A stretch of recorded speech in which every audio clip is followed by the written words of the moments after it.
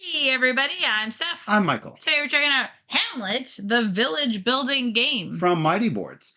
Yes, it is actually Hamlet week that Mighty Boards put together. So there's a bunch of streams going on and a bunch of events, mostly because they have announced that their Kickstarter for the expansion is going up July 11th, I think it is. Oh, cool. But it was announced, and so we should be looking for that on Kickstarter in the next couple months. Right. And as soon as you see it, Yeah. you know what to do. If you wait, Bag it it's in. going to be too late. Exactly. So back it as soon as you see it. And maybe they'll have more of the deluxe edition. Right now, we're going to show you the retail edition, but I know the deluxe edition has some cool upgraded biddies that you could possibly get. So I don't know if that will be included or not, but And I will talk a little bit about those deluxe components just in case they become available. Yeah. But anyway, Hamlet plays 1 to 4 players and plays in about 25 minutes per player, according to the box. So let's take a look at how this game goes. So in Hamlet, we are basically cooperating, but non-cooperatingly, I guess I should say, not cooperatively. We are collaborating on building this village. But you want to have the most prestige because you want to be the mayor of this fine village once it becomes a village. That's right. To do that, you have to contribute the most to building this village. Mostly this church in the middle of the village. So, this is the way that you will typically set up the game during your first time. You don't have to set it up this way, but you do need to set it up so that the roads will connect up. Anytime that you connect any tiles to the board, the main consideration is that you must build road to road. You cannot build road to forest. You cannot build road to mountain. If you'll notice on this tile, you'll notice that there are, you'll see tiles that have road or mountain or forest. Those are the only 3 types that you can have. The main restriction is that you must place road to road. You can place forest next to forest. You can place mountain next to mountain. And you can place forest next to mountain. This would indeed be a legitimate play. However, you won't be able to access that tile by road until there is a road between the 2 tiles. So this also totally legit. So now let's talk a little bit about tile anatomy. Each of these tiles is constructed of multiple segments. This is one segment. This is 2 segments. Notice you could fit 2 of these along the way, assuming they were small triangles and not big hexes. So you'll notice that this market is 1, 2, 3 segments wide. Not just one, it is multiple segments. And when Steph and I were playing, she's like, this is not 1 segment? No, this is 3 segments. Yeah, I see that. And that now you see it though. Yeah. So when you are joining these together, segments connect to segments. So roads indicate where your workers can go to. What kind of workers do you have? Well, you have villagers and you have donkeys. The villagers go and activate locations. The donkeys are used to move materials from one location, usually where they're manufactured, to another location, usually where they are consumed. Hello, Lost Torpedoes. 1 segment, 2 segments. 2 segments, So, any building tiles in your personal supply are yours. All the gold that you have in your supply, which we start off with 3 each, they are yours. Everything else belongs to everybody. This wood belongs to everybody. This stone belongs to everybody. This wheat belongs to everybody. If you purchase the deluxe edition, these will not be cubes, but instead they will be nice shaped resources. Wood shaped resources I like the finish on it too. Yeah, rock-shaped resources and wheat-shaped resources. Yeah, I believe so. So, but they won't be plain old cubes. Oh, they're just resources. Correct. You will also get a cardboard church. You do have to put it together yourself, and it does take some doing to try to make all the edges line up as flush as possible. But that is also included a 3D cardboard church. I kind of like this so I could see the other side. Yeah. You'll notice that there are empty spaces on these church locations. You are trying to finish things up in a two-player game. You're going to start with 2 of these church pieces already built. Yeah, because the other thing that you're going to get in the deluxe edition are metal coins. These are the cardboard ones, and you will also get metal coins. The last thing that you will get in the deluxe edition, normally when you draw tiles out to add to the market, you'll see the market for 0, 1, 2, and 3 here. Whenever you draw tiles out, you're going to draw them from a bag. Now, some people don't like drawing tiles out of different shapes from a bag because then it's not really random. The deluxe edition does give you little tiles that indicate what you should populate the market with. All of those tiles that you draw from the bag are the same size, but certainly this is something that if you've got extra tiles laying around from a different game, you could indeed use those instead. But that is something to be aware of if you're just purchasing the retail edition versus the deluxe edition. I don't think there's anything else that's upgraded. There was a choice of starting board, I think, but that might be it. Oh, yeah. And didn't you say silkscreen meeples, I believe? Yeah, I believe that. Did they have that? So. And donkey. So, raw materials are not limited. If you run out of these raw material tokens, just find an appropriate substitute. So these are the raw materials, those 3 there. And all there are is only wood, wheat, and stone. There are also 4 refined materials that are gained by processing the raw materials. Those are made by a specific player. So you'll notice that Steph's are red cylinders and mine are these blue cylinders. So you've got flour and milk and brick and timber. Now, these are the normal refined materials. If you ever make high quality materials, you're going to flip these to the white side. So there's a white side and a black side on each one of those cylinders. And each player has 2 of each of those components. And those are limited. So, and you can't make more if your 2 refined materials of a type are already in the village. They have to be consumed before you can produce more. You all are also given 5 road markers. These are also limited. The most number of roads that you can create in the game is 5, and I'll talk a little bit more about those roads in a second. You've also got 3 more workers and 5 more donkeys, which you can get from the town hall area. I'll talk a little bit about that in a second as well.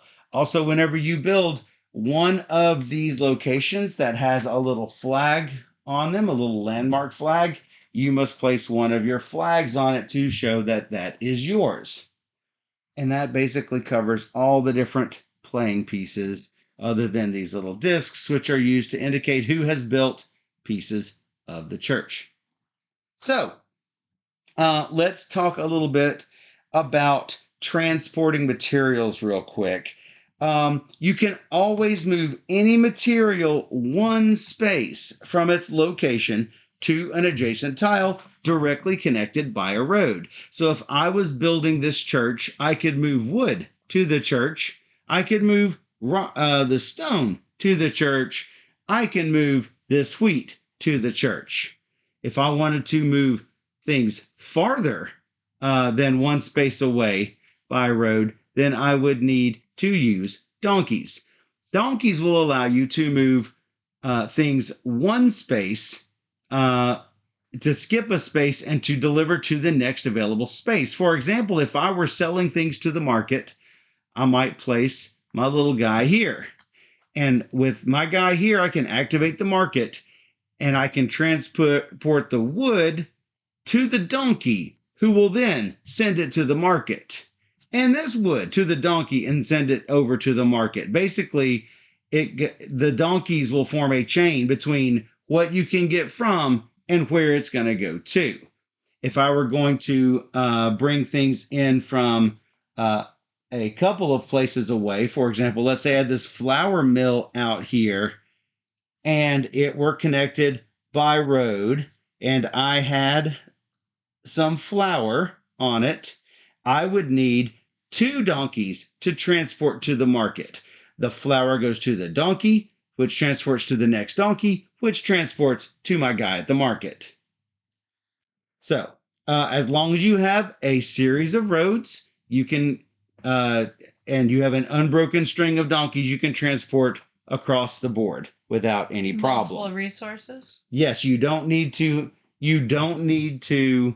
have one donkey per resource. You can bring multiple resources through your string of donkeys. From different locations. From different locations as well. As long as, so with this donkey, you could bring the wood and the stone and the wheat through there. Now, if you had no donkey, you could not take the wheat to the market. No. Why? There's no. You see, it's next to it, but there's no road. You would need a road between the farm and the market, or a donkey to transport it through. Yeah. There are some road building rules that we'll go over those with you momentarily. So, keep in mind, you cannot transport any materials that you will not immediately consume. For example, you cannot, just for grins, move all of these wheat over here just to keep them away from your opponent. You have to keep things on the spots until they are consumed. Whenever you make a refined material, you don't get anything for it. You might say, well, why even make it in the first place? Because once you make this, anyone can use it, right? Because all this stuff is available to everyone. Well, you're going to get the points for this not when it is made, but when it is consumed.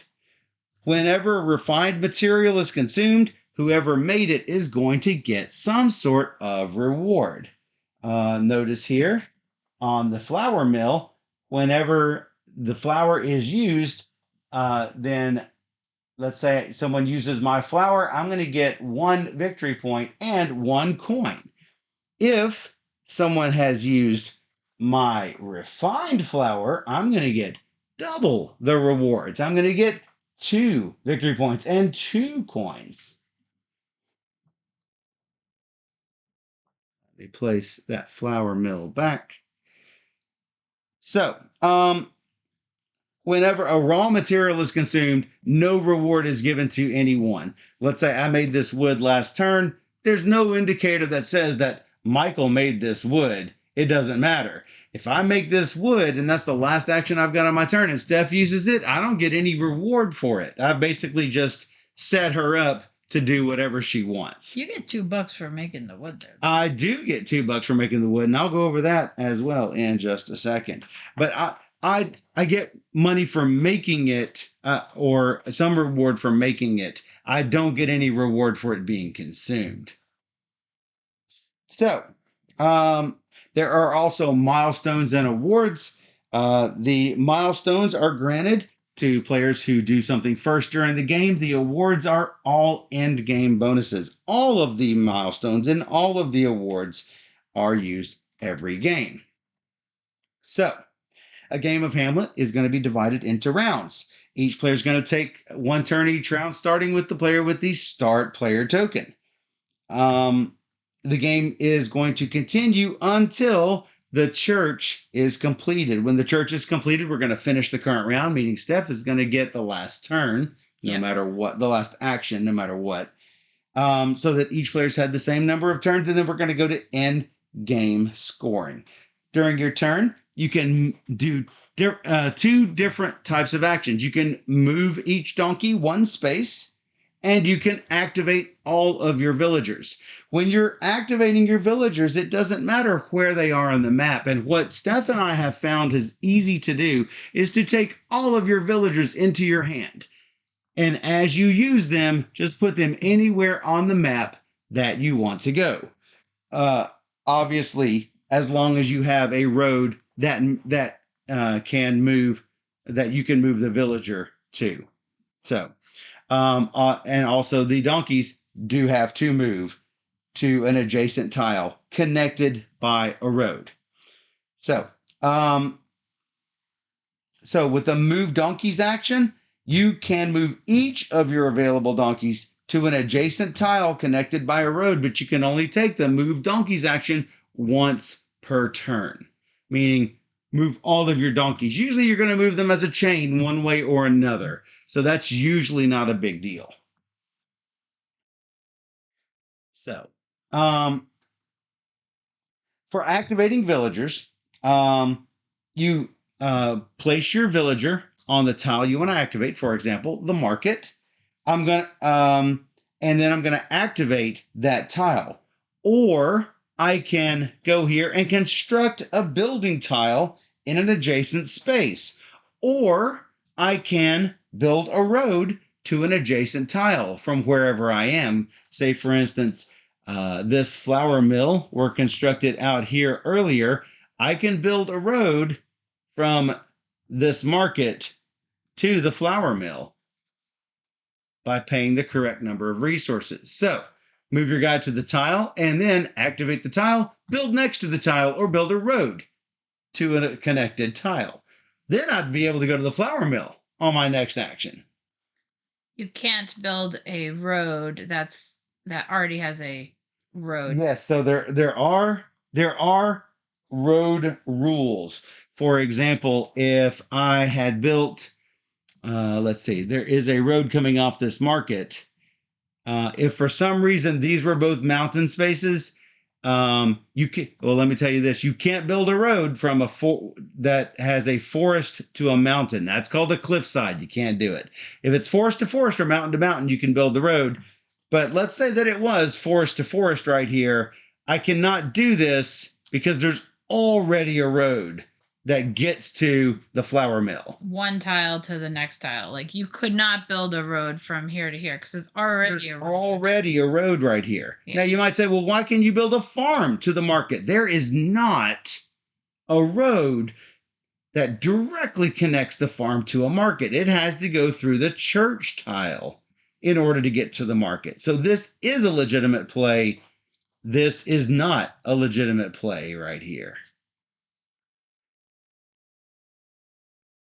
So, after taking an action by a villager, you're supposed to lay the villager down on its side. Like I said earlier, Steph and I have decided it's easy to just take them all in your hand and use them one at a time as you are placing them.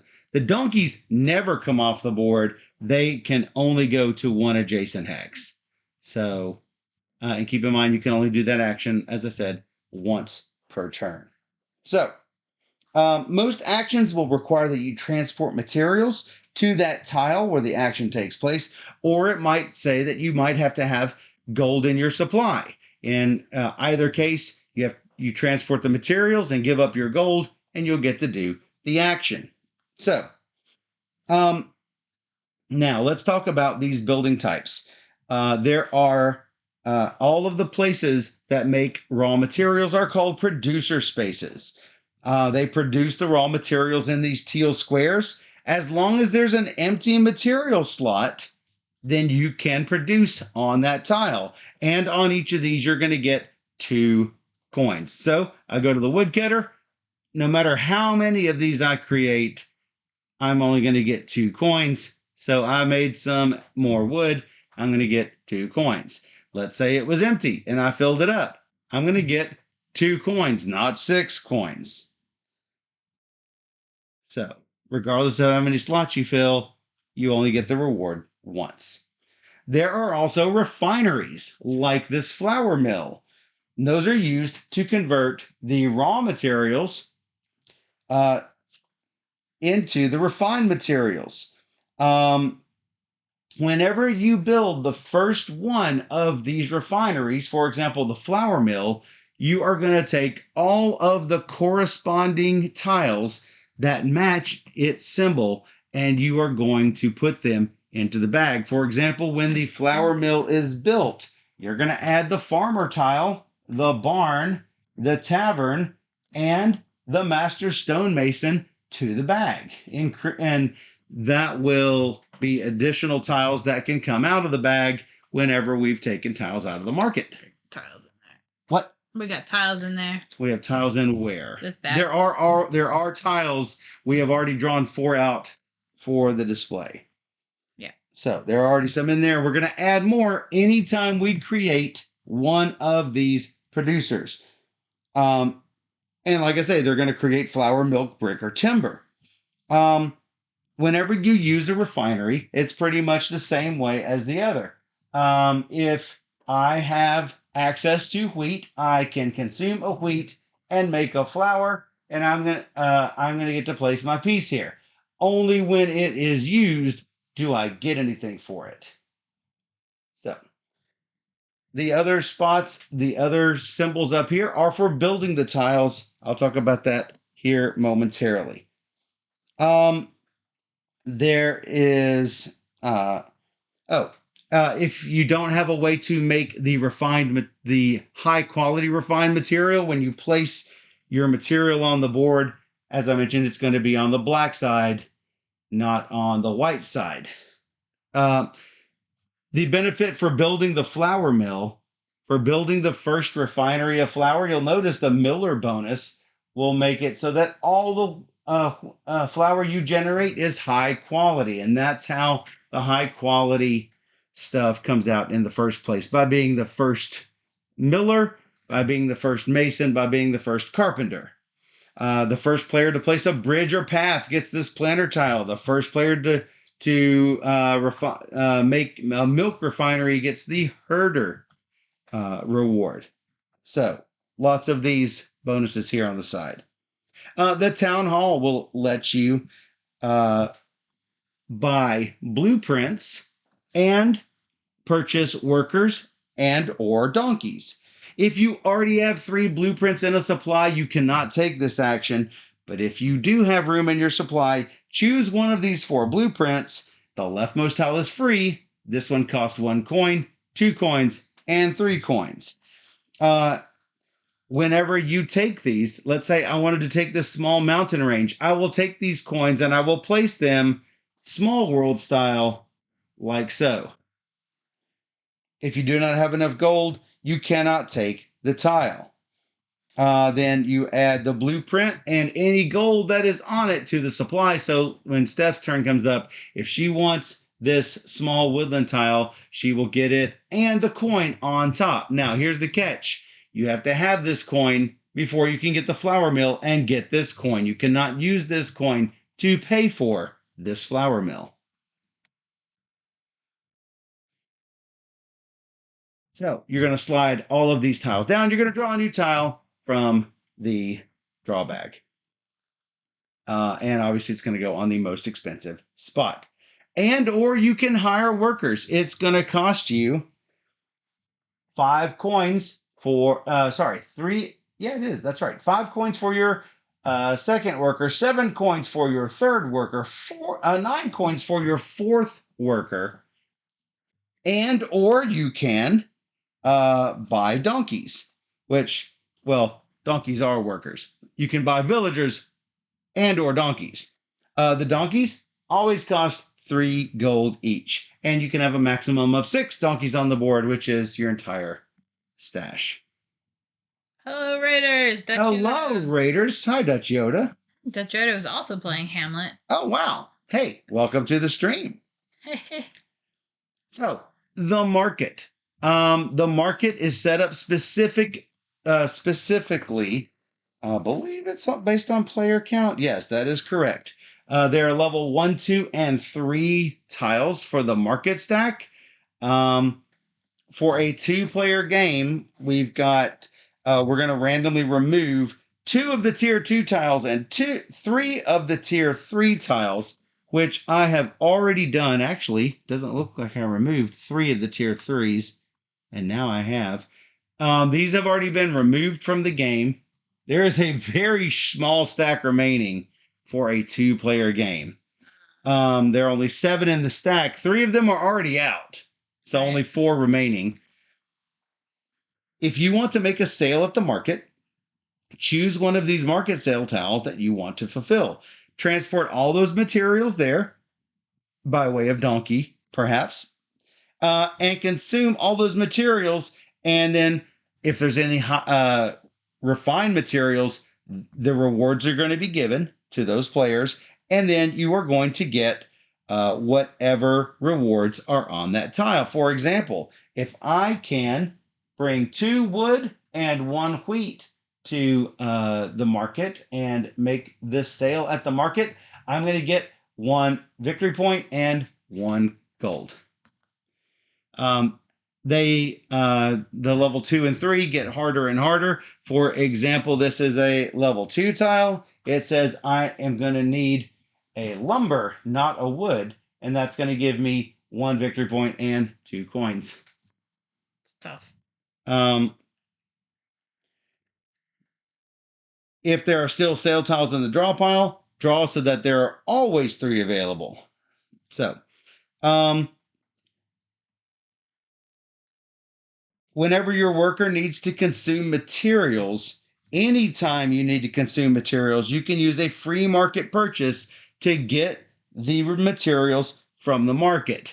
It does not cost an action to use. It does not require that you place a villager on the market. Let's say I was building this church and I want to buy something from the market in order to make up for something that I lack for building the church. Notice that this spot here needs 3 milk and or what is that? Brick.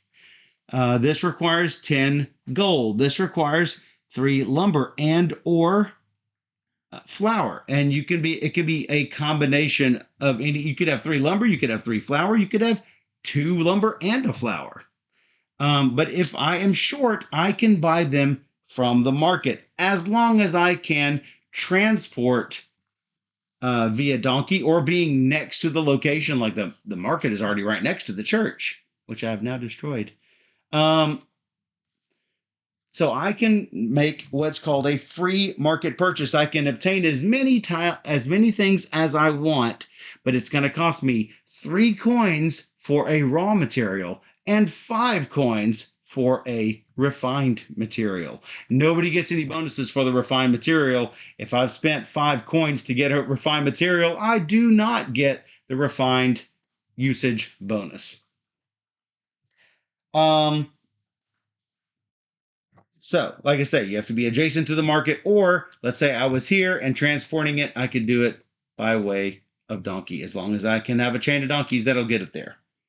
Finally, you can do a church action by making a church delivery. You're going to build one of the remaining 4 parts of the church. As I mentioned, they are on these spots here. And whenever you build a part of the church, you're going to get the corresponding rewards. All rewards are not equal. This one's 4 victory points. That's 6, 4, and 6. And as you build them, you're going to just build some random part of the church that remains. And like I said, that is an end game timer.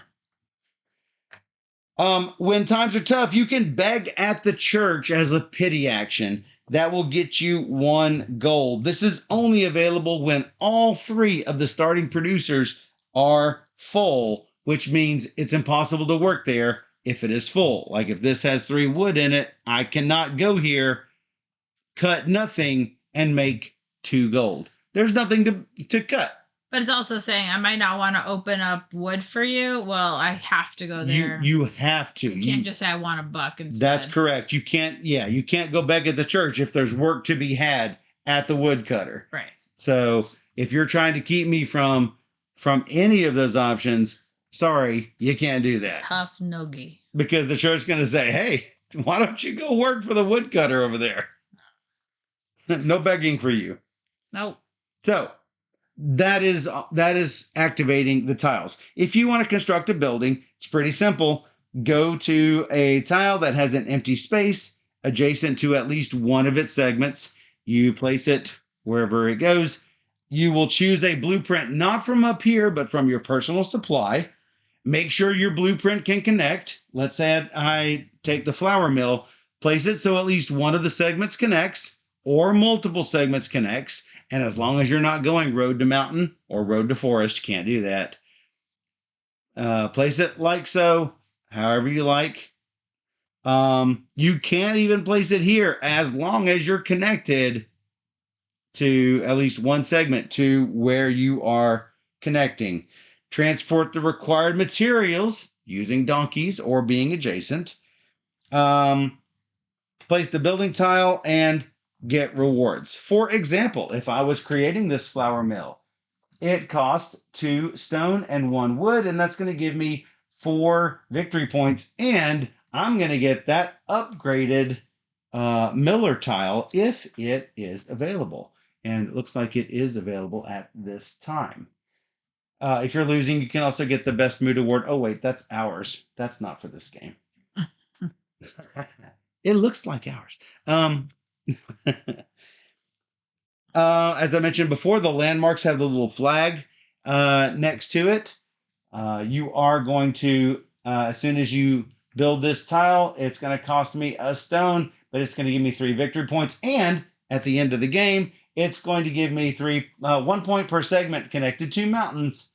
And no road is required. That is one key to all of these landmarks. For example, this trading post, 1 victory point per market delivery. Here's the catch. This trading post must be connected by road at the end of the game, or you don't get these points. Any of them like this that say no road required, those do not require you to build the road to get the awesome points. Finally, the last thing you can do for an action is to build one of your roads. Obviously, you can build if it is mountain to mountain or forest to forest.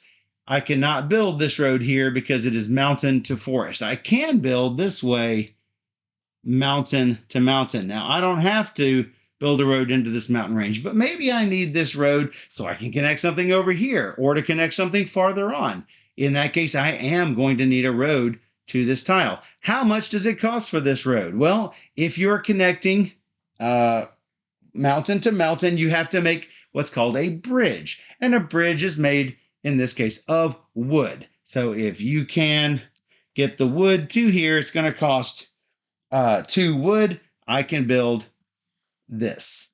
And if it's forest to forest, let me get a forest tile here. If I'm building this trading post and I am building forest to forest, then I am building a stone path.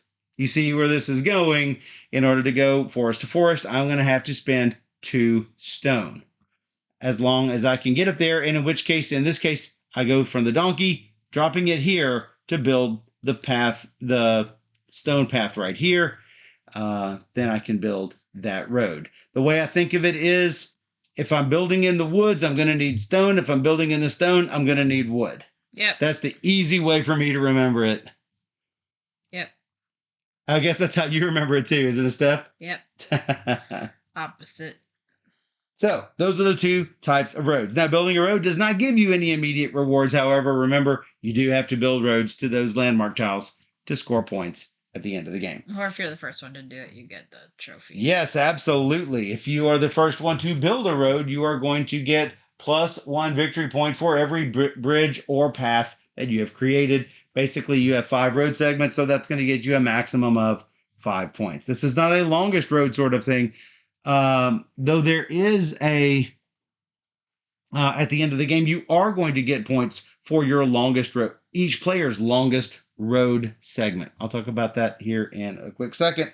When you've used all of your workers, which case early on it's going to be one whole worker, then your turn is over, and then the next player clockwise goes. After the church is built and everyone's taking the same number of turns, we're going to do end game scoring. We're going to hand out these 4 awards to the players, and it looks like we have the most church deliveries, the second most church deliveries, the most sales at the market, and the most landmark buildings. If there is a tie for the most and second most church deliveries, the tied players will claim both of the awards and split the points between. Obviously, if there's a tie for any of the other awards, the points are shared, rounding down. Make sure to score landmark scoring.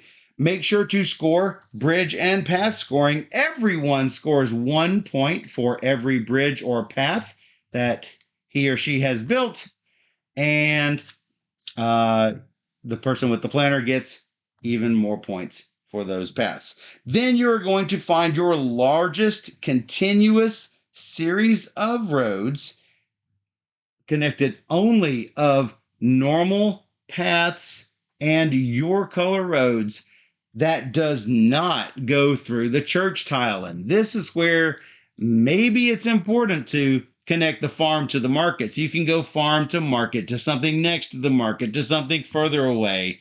But remember, the farther away you get, the harder it is to get those resources across the board. Therefore, donkeys are important. Finally, score 1 point for every 3 remaining gold you have, and your little hamlet is now a town once you have a church. That is pretty much it. There is a building glossary on the back of the rules in case you need it, but the rules seem to me to be fairly well laid out. Yep. You'll notice your bridge and path connection. Mountain to mountain is 2 wood, forest to forest is 2 stone. That is over here in case you forget. Victory points are tracked here. That is just about it. Nice. Well, I think we will make 2 videos. So A rules video and a playthrough video. yes, so that was the rules, and be sure to check out the playthrough, which we're gonna do right here on Twitch right now, in a moment. That's right. And remember, when this game comes out, if you don't already have it, when the expansion hits Kickstarter, hopefully there are base games available For the deluxe. Even for retail or deluxe edition, however you can manage to get it, you can make sure to. It should be available in retail. If not yet, it should be any day now. Cause yeah, pretty sure. But when the Kickstarter hits, don't wait because it's too late. Make sure to check out Hamlet, the village building game from Mighty Boards. And visit us on Twitch over at BoardGamerSteph. Yep, twitch.tv/BoardGamerSteph, where we teach and play through at least 3 games every Wednesday and Sunday night at 5 p.m. Central. And if you're with us on Twitch right now, we'll be right back.